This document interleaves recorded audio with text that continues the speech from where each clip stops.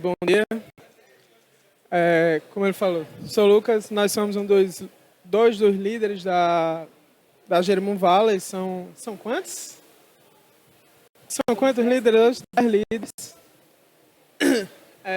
Mas basicamente a Jerimum Valley é uma comunidade física, ambiente físico e virtual, com o intuito de conectar pessoas, empresários, todo mundo para cultivar atividades e ações. É melhor.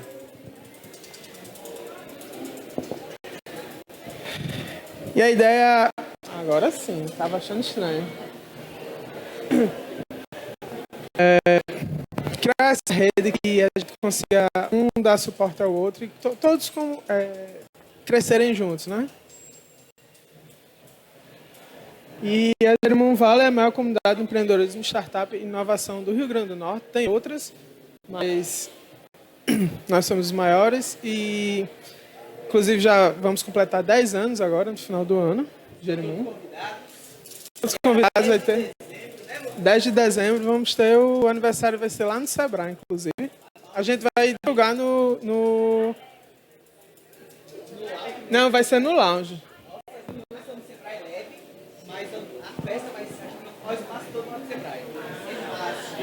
É só acompanhar o nosso Instagram, o @Jerimum Valley, que a gente vai divulgar lá.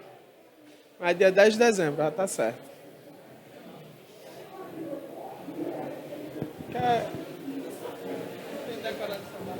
Então, pessoal, a Jerimum nasceu em 2012.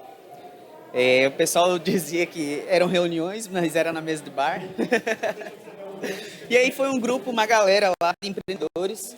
E com essa pegada, sabe, de empreendedorismo, de chegar junto, colaborar, contribuir.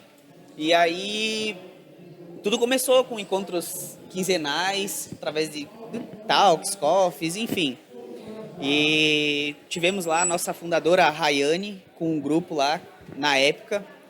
E a Jerimum hoje, no Rio Grande do Norte, temos três comunidades. A comunidade da Salt Valley, lá em Mossoró. A Potiguaras, que eu não sei onde fica, acho que é na região do Seridó. E a Jerimum Valley aqui na metrópole, Grande Natal. E aí a nossa ideia é contribuir com o ecossistema, colaborar, gerar conexões, convidá-los, acolhê-los, trazer essa realidade de inovação, que todos se sintam à vontade de contribuir da melhor forma, beleza? Vou passar lá.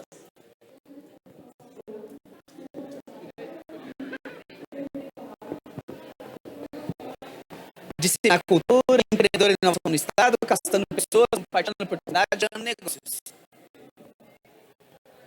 Nossa missão é ser reconhecida nacionalmente no ecossistema, beleza? Até 2029. Como eu estava falando, colaborativa.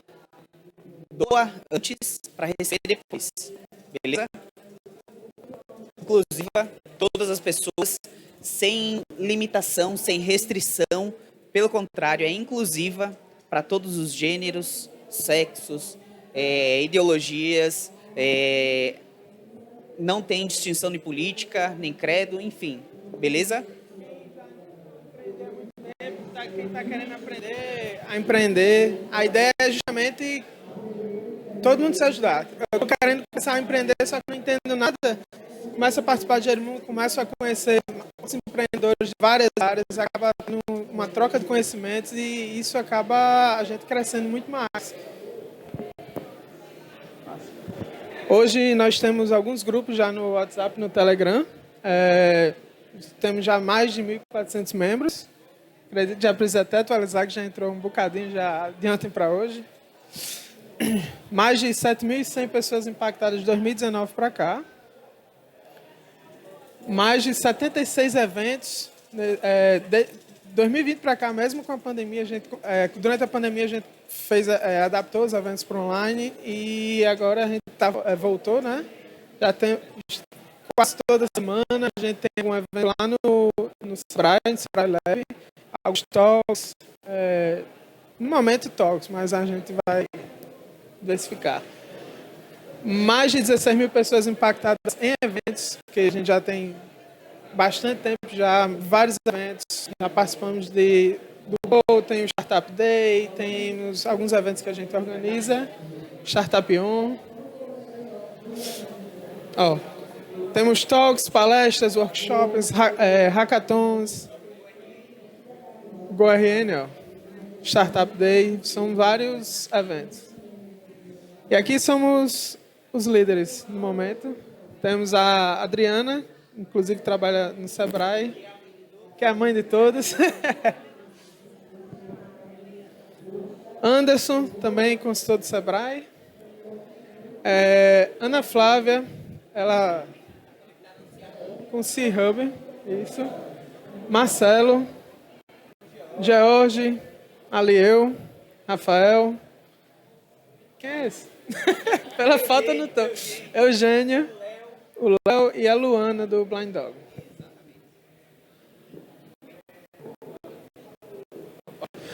Aqui somos as patrocinadoras que... Exatamente. Trazendo essa realidade de inovação aqui para vocês. Temos alguns apoiadores e patrocinadores, que são eles a Escola Jurídica para Profissionais. Alguns aqui são do próprio ecossistema, são pessoas voluntários que contribuem, líderes. O Pocket Jurídico do George, a ActiveSoft, que é parceiraça aqui, está patrocinando também o evento. Gel, a AIA Fotodrone, que é a empresa também que tem um stand aqui. Vocês vão ter o contato com eles, que é a empresa justamente de Adriana e Anderson. A Bezerra Barbosa Lima, aqui é a Valverde, Carvalho Contability, que eu sou contador e tenho um escritório de contabilidade também. A Carcará, que é a do George, que é um dos líderes. A Fixit. Fixit é uma das startups que tá em alta aqui no nosso ecossistema. Não sei se vocês já conhecem. Ela já está num nível bem avançado. E o nosso próprio Jerimum Valley, né? Pessoal, para quem desejar entrar, se conectar no nosso ecossistema, essa é uma grande oportunidade. Participar do nosso grupo, um dos nossos grupos, já estamos aqui no quarto, temos até outros já criados, para se conectar lá com o Jerimum Valley, beleza? Sim, obrigado, Lucas, por ter lembrado. O que acontece? Jerimum Valley está promovendo um Enigma em parceria com a Escape Natal. Escape Natal tem um espaço, Escape Room, tem um espaço aqui também, certo? Um stand, que vocês também vão ter experiência lá com eles, mas no evento em si a gente está promovendo o Mini Enigma, certo? Que eu tenho aqui o QR Code, quem quiser participar. Aí são 8 desafios. No momento tem disponível 6, os últimos 2 vão sair hoje ainda. E o primeiro a terminar os 8 ganha uma Alexa. Um Echo Dot. Alexa, ganha um Echo Dot. Agora eu vou passar para a palestrante. E aí, Tá, não. E aí, pessoal, também temos a Meta Viagem. Não sei se vocês estão sabendo, vai rolar uma Meta Viagem hoje, no finalzinho da tarde aí do evento, a partir das 3 horas. Fiquem ligados, vai ser aqui na entrada do evento, beleza? E nós gostaríamos de apresentar e convidar a nossa palestrante, que vai trazer um conteúdo muito rico aqui pra gente hoje. A Ana Luísa. Vamos receber ela com uma salva de palmas. Conheci previamente a Ana Luísa, advogada. A pegada dela é voltada para contratos, preparar a startup a cada momento da sua etapa, desde a validação até a scale-up, beleza? Eu vou deixar ela se apresentar melhor.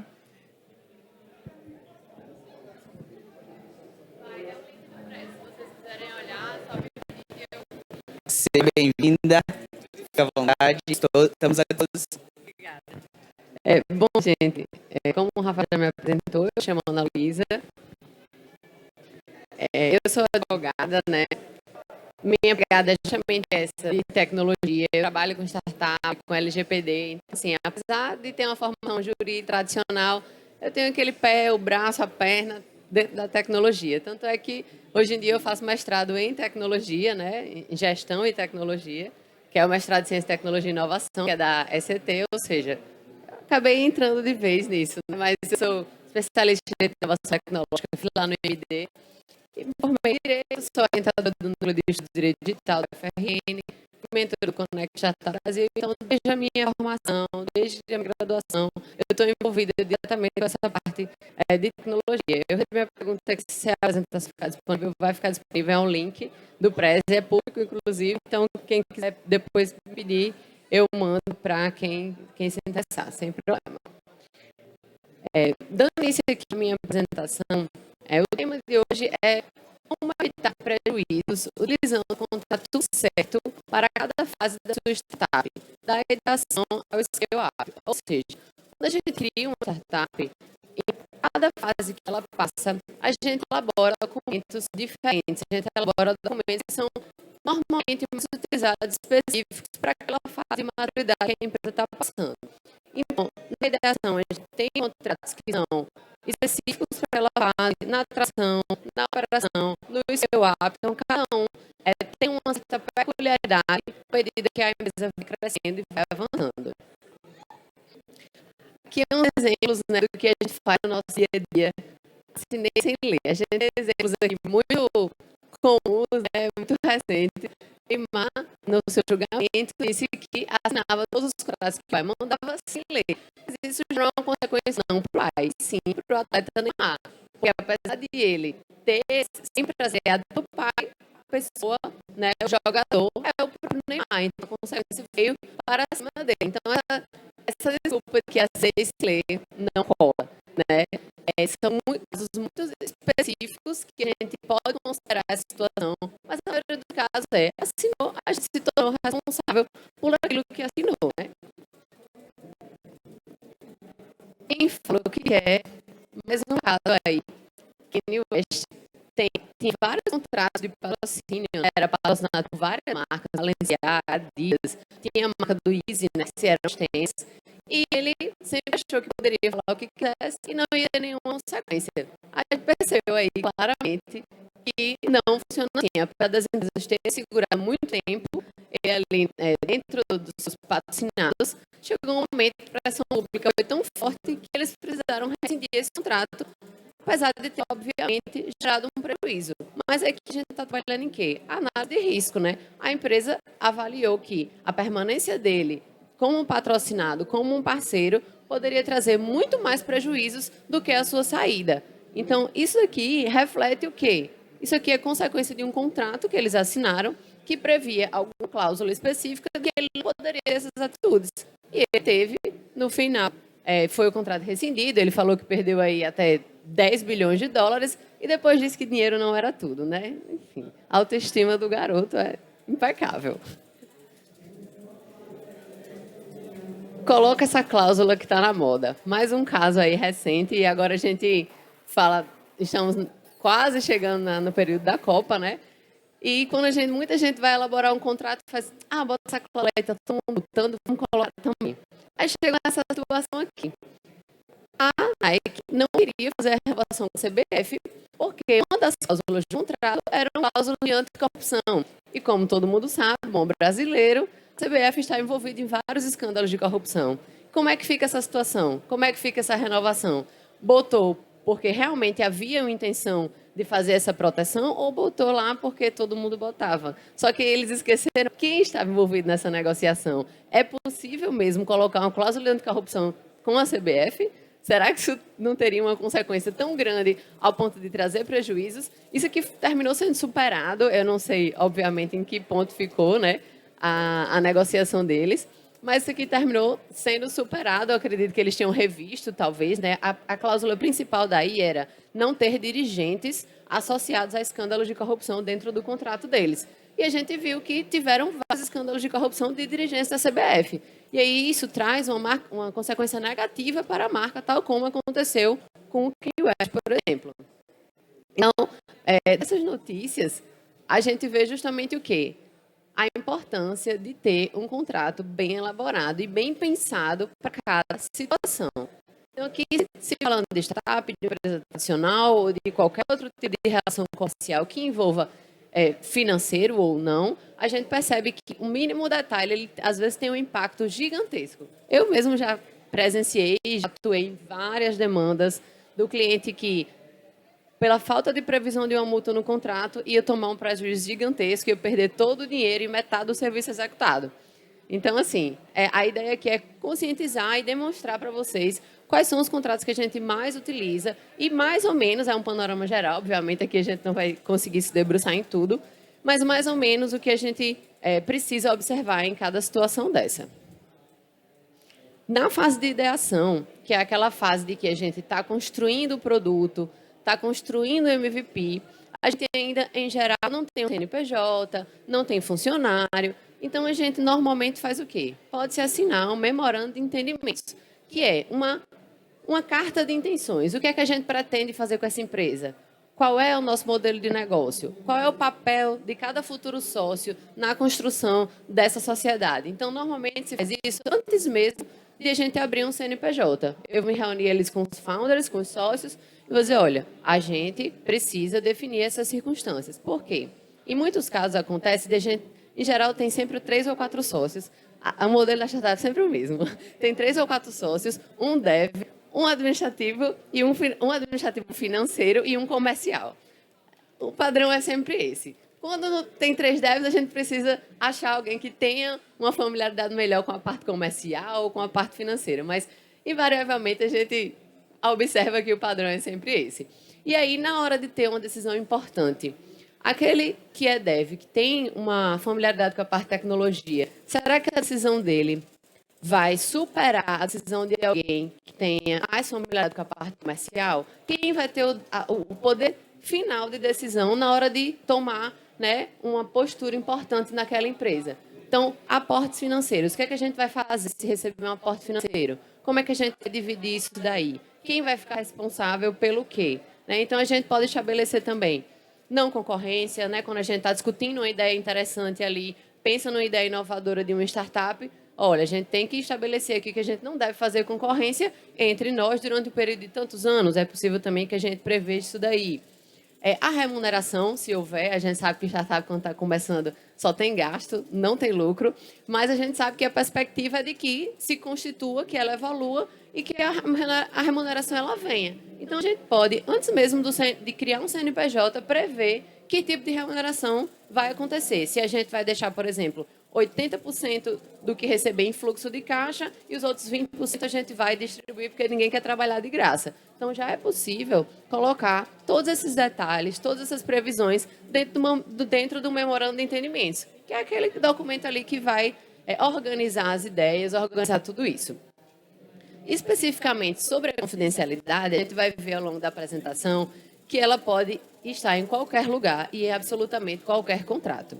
Contudo, a confidencialidade ela vai ter peculiaridades, né? Cada momento vai demandar um tipo de tratamento para essa confidencialidade de forma diferente.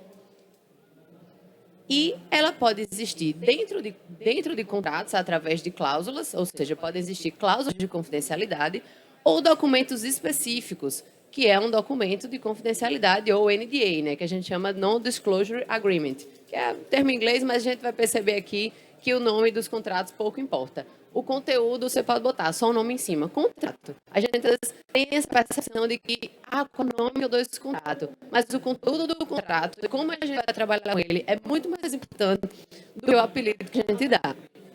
Então, a confidencialidade especificamente é algo que pode vir em qualquer situação, tanto em um documento separado, quanto em uma cláusula desse contrato. E ela, em geral, vai proteger informações estratégicas. Então, quando a gente está criando a startup, a gente criou um modelo de negócio inovador, que a gente não quer que essa informação vá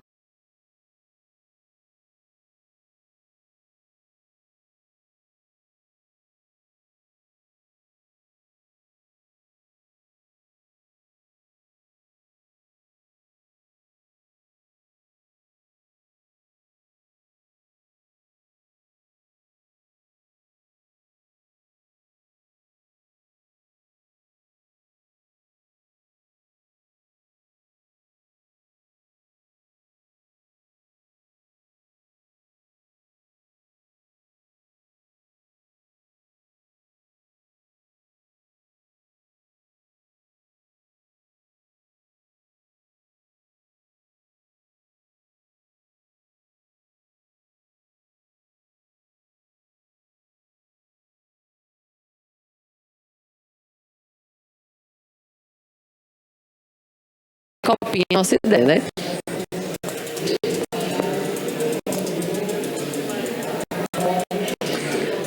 Passando agora para a fase de operação, a gente já criou o MP, assinou um memorando de entendimentos, vamos agora operar, vamos para o mercado. O que é que normalmente a gente faz? A gente tem contrato comercial, o contrato comercial, o contrato de produto, serviço, né? Eu chamo aqui de produto para facilitar.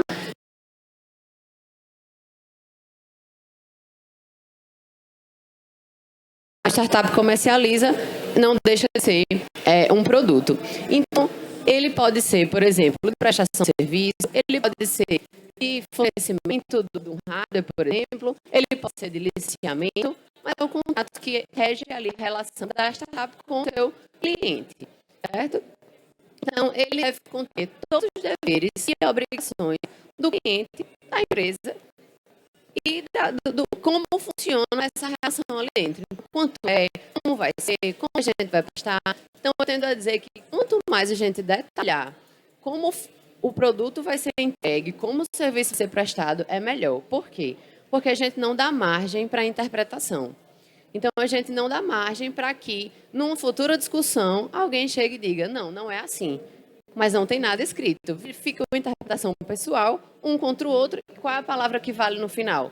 Quem vai ter o voto de Minerva? Quem vai dizer o que é que vale naquela situação? Então, quanto mais específico a gente for, como vai ser prestado, o que vai ser feito. Então, por exemplo, a gente coloca aqui informações detalhadas, SLA, se for o caso, colocar formas de pagamento, taxas, juros, garantias, multas, especialmente as multas, né? Porque quando a gente fala que isso é igual a casamento, quando o casamento começa, é meu bem, e quando termina, é meus bens. Então, o contrato é igualzinho. Quando a gente está numa relação romântica, a gente acha que nada vai dar errado. Mas quando dá errado, aí vem uma bomba para a gente ter que resolver, né? Então, isso naturalmente envolve dedicação da pessoa, envolve investimento daquelas pessoas. Então, tudo que a gente não quer é que haja discussões e que isso traga um prejuízo para a gente. O exemplo que eu dei mais cedo sobre clientes meus que não conseguiram cumprir o contrato todo,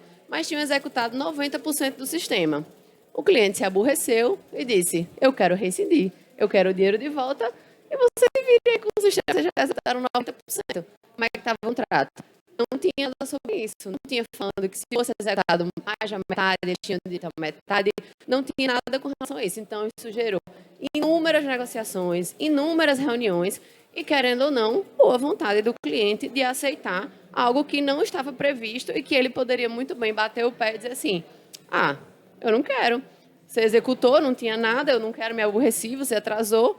Agora você perdeu tempo e perdeu dinheiro e eu quero de volta. E o cliente ainda pediu uma multa por isso, porque ele estava dependendo desse sistema, esperou para esse sistema sair, não sair. A gente, obviamente, conseguiu negociar um prejuízo financeiro natural, que a startup teve prejuízo, porque tinha que fazer, mas a gente conseguiu negociar um prejuízo financeiro infinitamente menor do que o que o cliente estava demandando, né? Ele estava exigindo, ele chegou lá, metendo o pé na porta e disse, agora não quero mais. Mas terminou no certo, a gente ajustou o contrato e tudo justamente para prever todas as situações problemáticas que podem acontecer em uma determinada relação comercial. Então, tudo que pode problema aqui, talvez o cliente questione, eu coloquei no meu contrato que meu serviço ia ser assim. Aí o cliente começa a demandar várias coisas, mas não estava no contrato. Então, vocês têm a segurança de dizer, eu não vou executar, porque não foi previsto no contrato. Agora, se não tivesse, o cliente vai dizer, isso daqui está dentro do seu escopo. Se não está previsto, a gente não sabe em que situação vai ficar. Então, a gente detalhar e especificar o escopo para trazer segurança para todo mundo, para que a gente realmente entregue o que o cliente quer e o cliente não demande mais do que o que a gente pode entregar, né? E o que foi cobrado efetivamente, né? Aqui a gente tem os termos de uso que a gente vê muito por aí. Na verdade, é uma derivação de um contrato. O termo de uso é um contrato, mas é um contrato eletrônico que, em geral, não é assinado pelas pessoas, né? A partir do momento que a gente se cadastra numa plataforma, a gente dá o aceite lá naqueles termos de uso e a gente, como se estivesse assinando esse contrato e assinando essas condições. Qual é a grande diferença? Os termos de uso em geral são usados para plataformas. Então, vamos pensar aí num Facebook da vida, um exemplo bem clichê. É impossível que o Facebook assinasse um contrato com todos os seus usuários. Então, ele padroniza o seu contrato e padroniza a forma de assinatura, que é clicando lá no aceite. Qual é a grande sensibilidade do termo de uso? Por ser massificado, por ser algo que a gente tende a não ler, então a gente tem que ser muito claro na hora que vai criar esses termos de uso. Porque a gente está pensando no consumidor que está com pressa, no consumidor que quer acessar aquela plataforma rápido. Então ele vai, vou clicar aqui, não vou nem ler. Então informações importantes têm que estar muito visível para o usuário, para evitar que na frente ele questione e diga assim, isso eu não vi, isso eu não estava sabendo. Então, quando são informações que mudam muito a forma dele usar a plataforma, a gente coloca nos termos de uso. Mas o nível de detalhamento que vem num contrato é o mesmo nível de detalhamento que deve vir nos termos de uso. Muda basicamente a forma de assinatura e o quanto que você vai massificar e padronizar diante de um contrato que você assine lá com o seu cliente. Às vezes a gente trabalha B2B, precisa assinar cliente por cliente. Mas quando a gente trabalha B2C numa plataforma que ela vai ser escalável, é praticamente impossível que a gente faça isso. Então, trazer essa linguagem mais comum, trazer uma linguagem que seja de mais fácil acesso a todo mundo para evitar qualquer tipo de questionamento depois, né? Aqui, finalmente, conseguimos executar nosso produto, conseguimos entrar no mercado, chegou o momento de formalizar, né? De criar um CNPJ. É a parte burocrática. Em geral, a gente tende a não se debruçar tanto sobre isso, porque é um documento obrigatório, é um documento público, ou seja, qualquer pessoa pode chegar lá na junta comercial e pedir o contrato social de qualquer empresa. É um documento público. Ele vai regular a relação da empresa com o público externo. Alguém que a empresa está devendo, alguém que a empresa tem um crédito para receber. Então, a relação daquele corpo de pessoas, aquela empresa com as pessoas de fora. É um documento público e é obrigatório. Ou seja, ele tem cláusulas obrigatórias que precisa se pensar. Em geral, Rafael, que é contador, já deve ter feito bilhões de contrato social, mas, em geral, ele tem cláusulas específicas e obrigatórias. E ele é mais difícil de ser mudado. Por isso que depois eu vou mostrar para você uma alternativa ao contrato social, que ele é um acessório do contrato social e ele é mais fluido, ele é mais flexível, a gente consegue mudar com mais facilidade. Mas, basicamente, o contrato social, ele precisa ter o nome, o objeto social, ou seja, o que é que a empresa vai fazer. A sede, hoje, existem algumas flexibilizações sobre a sede, precisar ser um ponto comercial ou ser a própria residência, em certos casos, pode ser a própria residência da pessoa. O prazo da sociedade, se vai ter prazo determinado, ou seja, a gente vai criar uma sociedade que só vai durar 1 ano, ou 2 anos, ou 5 anos e vai terminar, a gente tem uma meta para executar dentro daquele período. E não, tem empresas que você cria para que ela cresça e se desenvolva e você não precise estabelecer um prazo de término. Não é obrigatório, pode ser indeterminado ou determinado. Escolha do administrador, essa informação é extremamente importante. Quem vai tomar a decisão da empresa? Quem vai gerenciar a parte burocrática e administrativa da empresa? Se vão ser todos os sócios, se tem um sócio que ele vai poder, porque o administrador é aquele que assina, que contrata, que faz documento, então é aquele que efetivamente gerencia a empresa, né? Então, se isso aqui tem que ser feito uma escolha consciente, uma escolha pensada, para que a gente não escolha indevidamente alguém para administrar a nossa empresa. Em alguns casos, administrador podem ser todos os sócios. Se vai permitir entrada de terceiros na sociedade, ou seja, se caso alguém saia da sociedade ou faleça, a gente vai permitir que a esposa entre, ou o filho. Isso é viável para o nosso negócio ou não? É melhor que a gente pague, né, a pessoa que faleceu, pague para os herdeiros, mas que a gente redivida entre nós, a gente realmente não quer. Porque a relação boa que a gente tem com o nosso sócio não necessariamente é a relação boa que a gente tem com a esposa do nosso sócio. E isso vai nos gerar algum problema, é preciso também pensar se é permitido ou não entrar pessoas externas, né, em caso de falecimento, por exemplo. Então, como vão ser solucionados os conflitos? Se vai ser judicial, se não vai ser judicial, se vai ser extrajudicial. Então, tudo isso é preciso ser colocado, que é obrigatório.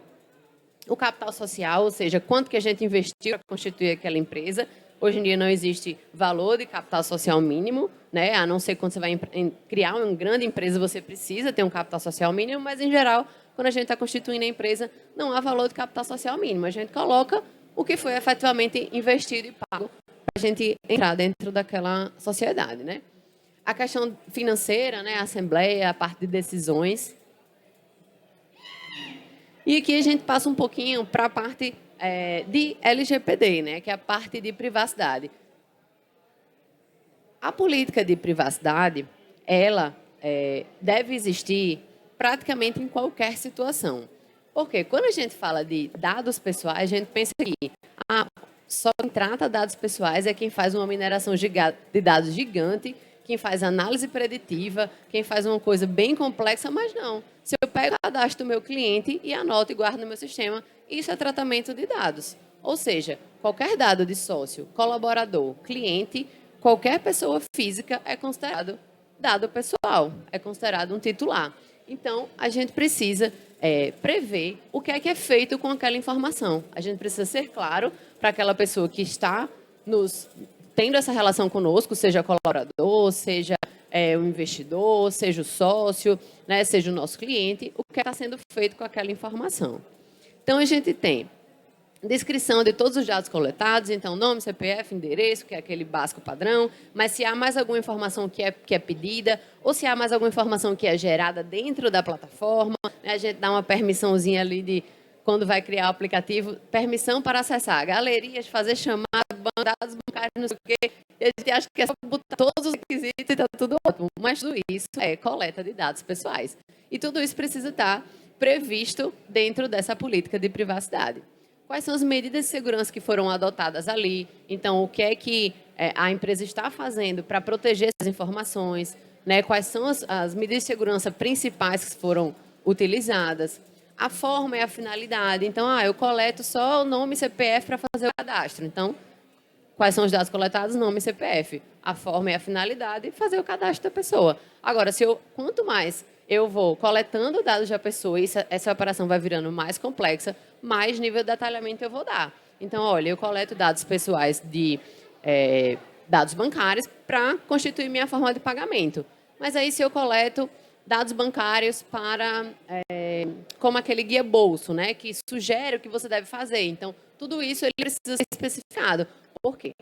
No exemplo do guia bolso, ele vai trabalhar com seus dados financeiros para gerar um produto deles, por exemplo.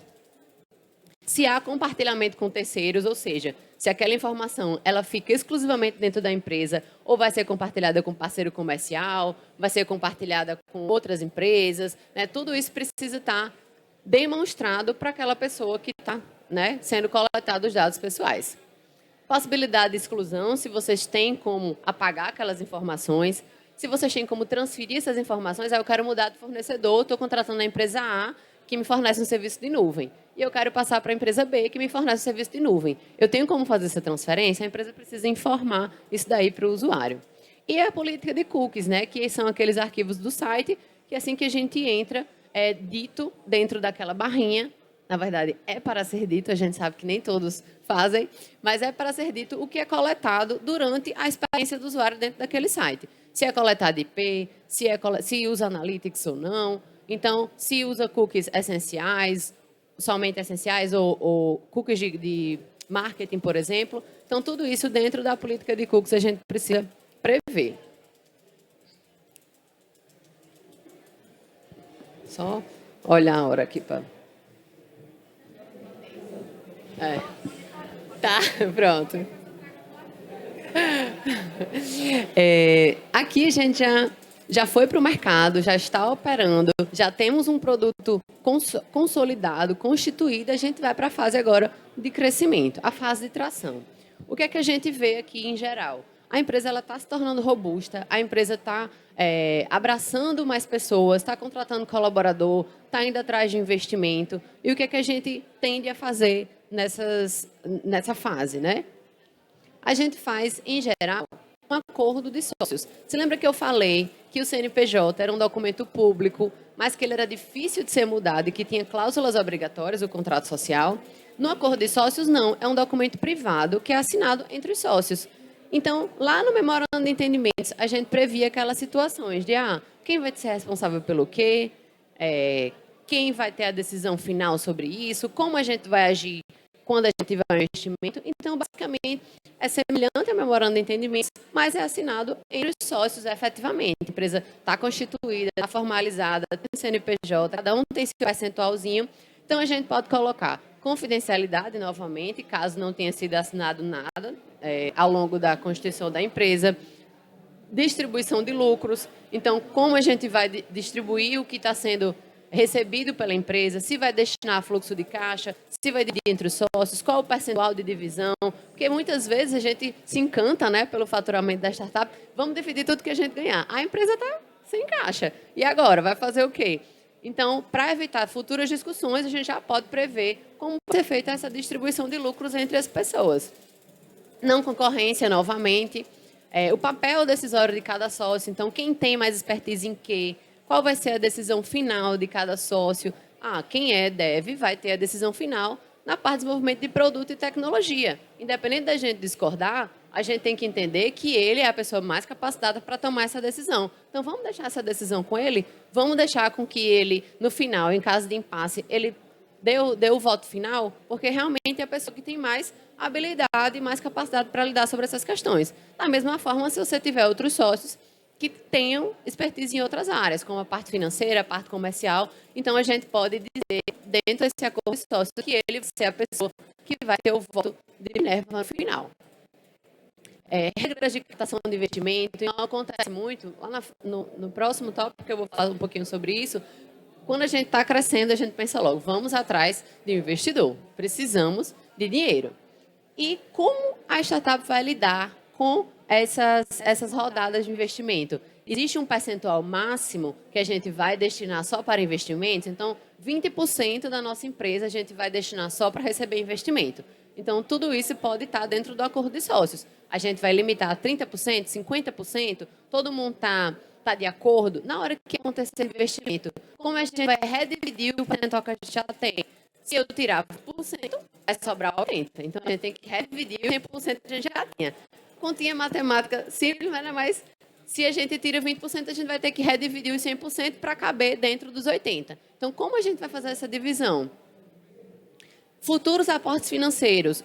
Como cada um vai se comprometer? Existe prazo para a gente ficar dentro dessa sociedade? Tem gente que, eu quero virar sócio, eu preciso de você, vira meu sócio.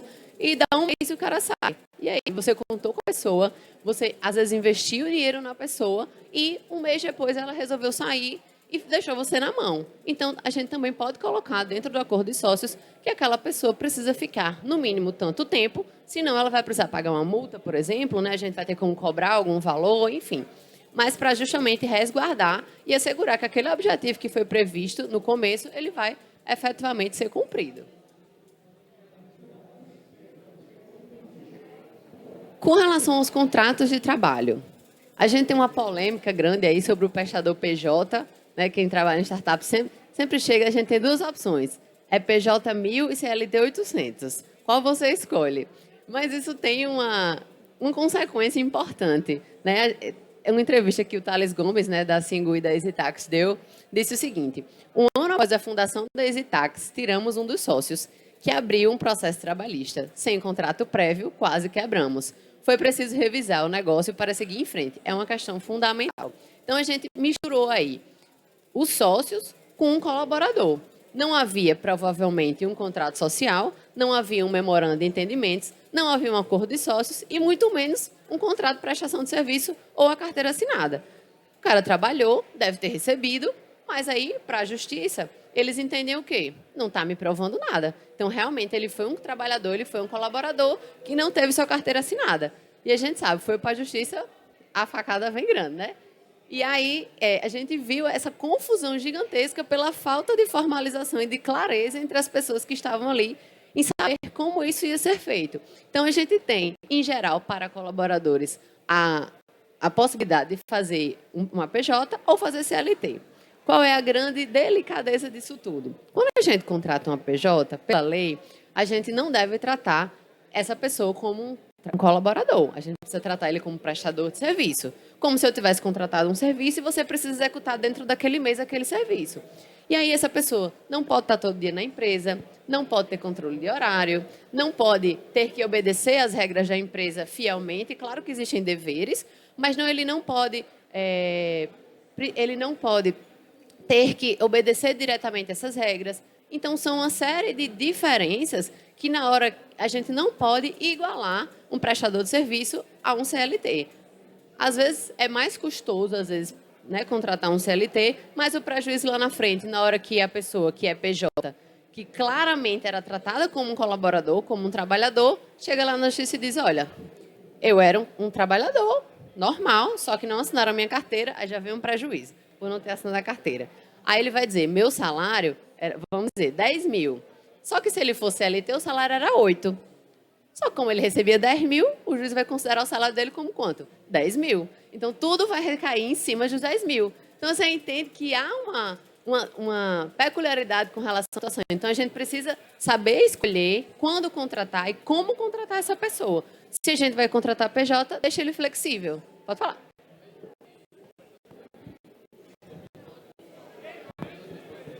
Pode. A pergunta que foi feita foi, se o prestador de serviço emite nota fiscal, mesmo assim ele pode ter problema? Pode. Por quê? Porque a Justiça do Trabalho entende que, por uma pessoa ser colaborador, ela está numa relação inferior ao seu empregado. Então, ela está numa relação que a gente chama de hipossuficiência. Ele não tem o mesmo poder de decisão que o seu empregador tem. Então, o que o empregador manda, você faz. A gente sabe que é verdade. No final das contas, é assim mesmo. Então, assim, o que o empregador fala, você vai ter que fazer. Então, o juiz olha para essa situação e vai dizer, olha, era para ter assinado a carteira, você contratou como PJ, mas tratava como funcionário. E aí você precisa regularizar a situação. E aí vem tudo que foi pretérito, né, todas as verbas, tudo que se acumulou durante todo esse tempo, vai vir numa paulada só.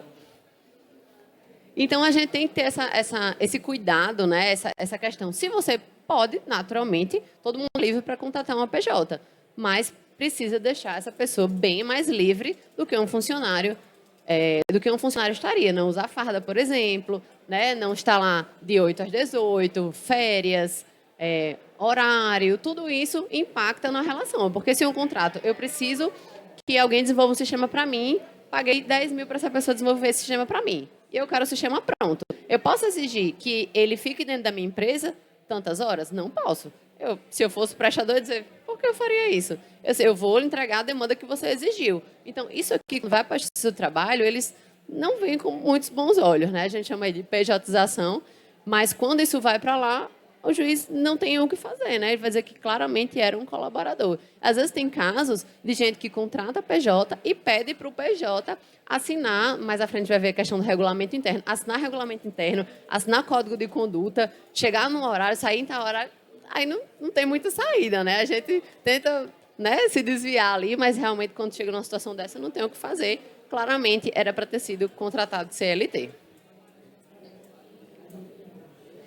E aí a gente vai para a seguinte situação. A gente contratou o colaborador, seja PJ, né, ou seja CLT, e a gente viu que essa pessoa se tornou um ponto essencial dentro da nossa empresa. É uma pessoa assim que a gente não quer abrir mão, que precisa se manter dentro dessa empresa. Então, a gente pode fazer um contrato de vesting, que é a possibilidade dele virar sócio daquele negócio. A gente pode estabelecer o vesting por tempo, ou seja, se você permanecer na empresa por X período de tempo, você vai receber um percentual da empresa. Se você você precisa atingir determinada meta para que você receba um percentual da empresa. Pode ser por tempo ou por meta, ou pode ser por tempo e por meta. E aí chegou no final, essa pessoa não conseguiu atingir essa meta ou saiu antes do tempo. Ele não vai ter direito, certo? Então, é uma forma de você conseguir reter talentos, né, sem efetivamente gastar, porque a partir do momento que você vira sócio, você vira dono da empresa, é igual um casamento. Então, é a forma que você tem de reter aquele talento e incorporar ele dentro daquela organização, sem necessariamente ter esse risco de saída, né? Que ele, enfim, dê as costas para a pessoa, porque existe a fragilidade quando ele é funcionário, né? Então, na verdade, a gente chama, traduzindo para o brasileiro, né, opção de compra de percentual societário. a gente lhe dá essa possibilidade de você virar sócio.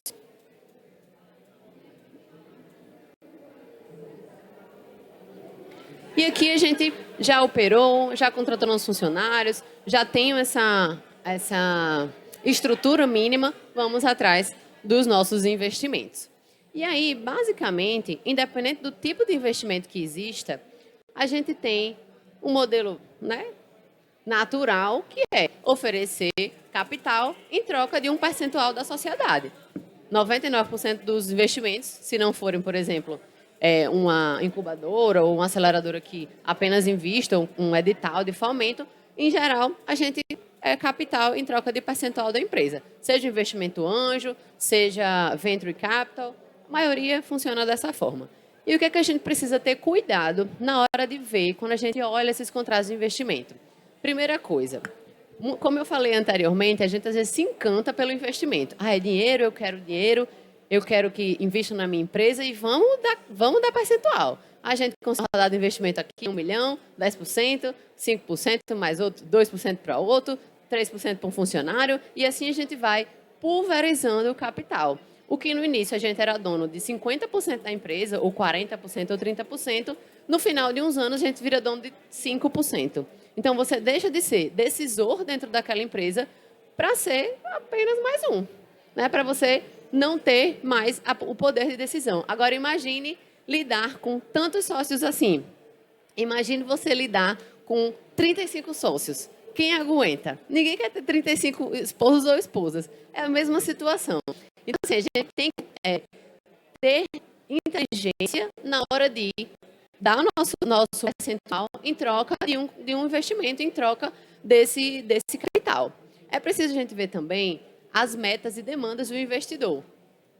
Se essas metas são possíveis de a gente conseguir fazer. Porque às vezes o investidor, eu dou. Aí você, amei, quero, vamos, aceito na hora. Só que depois você não consegue atingir essa meta e você vai ter uma penalidade, né? Com certeza. Se você não consegue atingir a meta que o investidor estabeleceu, o investidor vai, me dá o dinheiro de volta. E aí, a empresa estava contando com isso. Então, o que eu aconselho sempre é, não conseguir cumprir a meta do investidor, peça para fazer um aditivo. Conversa e tudo, porque é melhor que se faça um aditivo, regularizando a nova situação, do que deixar o contrato lá passar e o investidor se aborrecer e vai dizer, agora eu quero o dinheiro de volta. E aí, todo mundo desprotegido, não tem mais o que fazer. Como eu só tenho 5 minutos, eu vou correr aqui. Mas está no último já. E aqui na fase de scale-up, né, que é a fase que a gente está escalando, é a fase que a gente está conseguindo expandir mercado, é a fase que a gente está realmente se tornando... Eu entendo que tem um conceito sobre startup, que ela tem um limite, né, não só a ideia inovadora, mas ela tem um certo tamanho para a gente acabar se tornando uma grande empresa. E aí a gente começa a ter contratos mais robustos. Nossos funcionários começam a crescer, a gente vai precisar de um regulamento interno.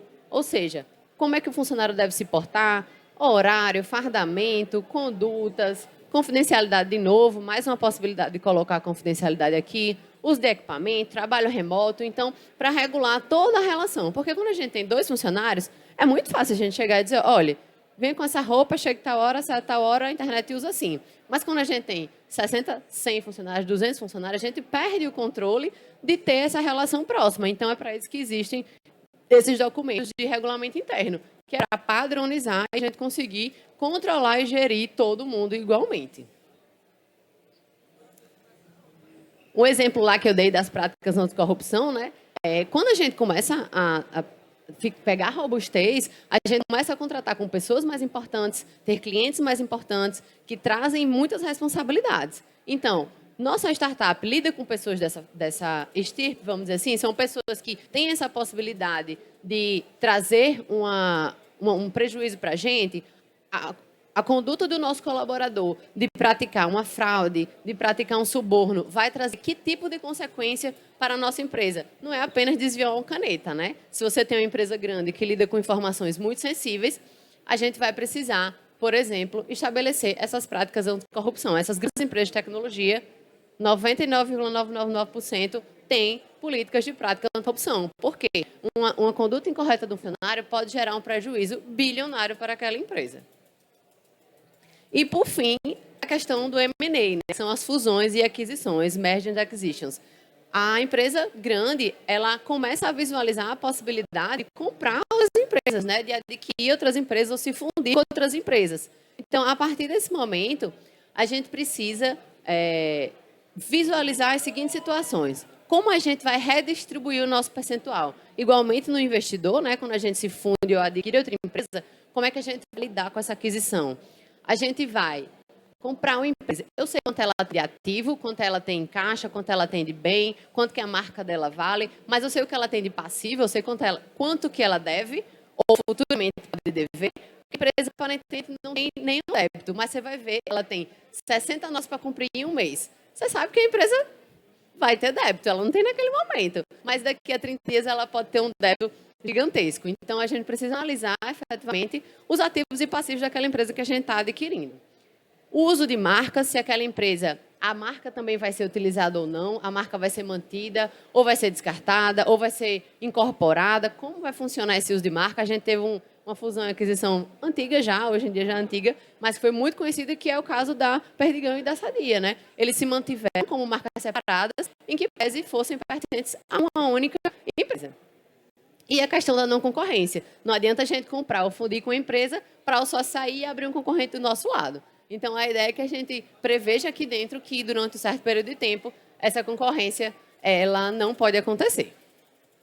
Acelerei um pouquinho no final, mas basicamente é isso. Eu espero que vocês tenham gostado. O pessoal me perguntou ali se o link vai ficar disponível. É um link do Prezi, é público, então quem quiser pode me pedir que eu mando o link e pode acessar à vontade. Agradeço a todos. Ana. Alguém tem alguma pergunta para fazer? A gente ainda tem 5 minutinhos. Alguém quer fazer alguma pergunta? É muito importante essa pauta. Ela ali, tá. Obrigada. Eu queria perguntar como é que funciona a questão dos contratos de propriedade intelectual, quando você está iniciando a startup e o produto. Aí, no caso, pronto, o contrato de propriedade intelectual, ele vai depender do tipo de relação que você está tendo com aquela pessoa. Então, se você é colaborador, funcionário, tudo que você produz ali dentro da empresa pertence à empresa. Se você desenvolver um sistema dentro da empresa, utilizando o conhecimento da empresa, ou talvez só o computador da empresa, aquilo pertence à empresa. Se você está fora do ambiente de trabalho, se você utilizou seus próprios equipamentos, aí não existe essa relação, né, de subordinação, e o que você desenvolveu é seu. O que a gente recomenda é o seguinte: se você for pensar em criar uma startup sendo um funcionário, evite fazer tudo dentro da empresa, faça dentro de casa, para evitar que a empresa diga assim: você fez, amei, agora é meu. Você é funcionário, não pode fazer nada, senta e chora. Mas se você está, por exemplo, numa relação entre parceiros comerciais, né, que são um fornecedor e um desenvolvedor, por exemplo, aí você também pode colocar no contrato que a propriedade intelectual aqui pertence à pessoa A ou pessoa B. Eu contratei um prestador de serviço para desenvolver um sistema para mim e eu disse: olha, você está contratando, eu estou lhe contratando para desenvolver para mim, ou seja, a propriedade é minha, você é apenas um prestador. Então, ele tem, inclusive, que dever de confidencialidade com relação às informações que eu forneci para ele para desenvolver esse sistema que eu quero vender, por exemplo. Certo? Foi esclarecida a sua dúvida? Mais alguma pergunta? Eu gostaria de agradecer, Ana. Essa pauta é muito importante. A gente viu aqui que um pequeno deslize pode colocar a empresa toda a perder, né? Ou quase, ou em situação muito difícil, né? Um fazer errado ou um deixar de fazer, negligenciar, né? Algum cuidado desse, né? Pode realmente levar a empresa a uma situação bem delicada. Tá? Então, eu gostaria de agradecer a participação. Sigam conosco, a gente vai ter agora a próxima palestra